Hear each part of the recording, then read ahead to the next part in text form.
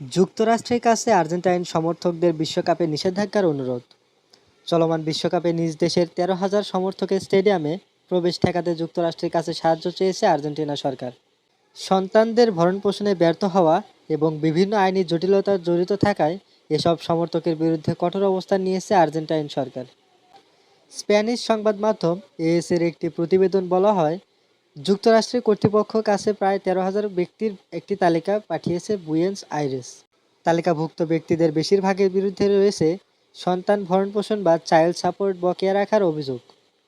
Argentina প্রশাসনের মতে, যারা নিজেদের সন্তানের মৌলিক ও আর্থিক দায়িত্ব পালন করতে ব্যর্থ হয়েছে, তাদের বিশ্বকাপের মতো আনন্দঘন বৈশ্বিক ক্রীড়া আসরে উপস্থিত থাকার কোনো নৈতিক অধিকার নেই। বুয়েনোস আইরেসের মেয়র হেইরি মাকরি এ বিষয়ে কঠোর অবস্থানের কথা জানিয়ে বলেন, যারা নিজেদের সন্তানের প্রয়োজন মেটাতে পারে না, তাদের কোনোভাবেই স্টেডিয়ামে প্রবেশ করতে দেওয়া হবে না। নিষেধাজ্ঞা কার্যকর করতে আর্জেন্টাইন সরকার সেফ স্ট্যান্ডস ও নিরাপদ গ্যালারি নামে একটি বিশেষ কর্মসূচি পরিচালনা করেছে, যার মূল লক্ষ্য হল আদালতে প্রমাণিত ভরণপোষণ বকেয়া রাখা ব্যক্তি এবং সহিংস অপরাধের সাথে জড়িত ক্রিয়া ভেন্যু থেকে দূরে রাখা। ইতিমধ্যে এই কর্মসূচির আওতায় দেশটি ব্যাপক সাফল্য পেয়ে গেছে। ২০২৩ সালে কর্মসূচিটি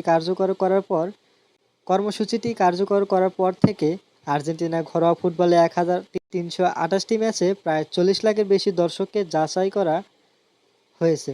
এই প্রক্রিয়ায় ১,১৬৬ পলাতক অপরাধী বা গ্রেপ্তারি পরোয়ানাভুক্ত ব্যক্তিকে শনাক্ত করতে সক্ষম হয়েছে স্থানীয় সরকার।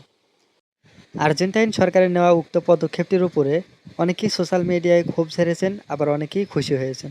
ব্যক্তিগত মতামত কমেন্টে জানাতে ভুলবেন না। আর প্রতিনিয়ত ফিফার সকল আপডেট পেতে চ্যানেলটি সাবস্ক্রাইব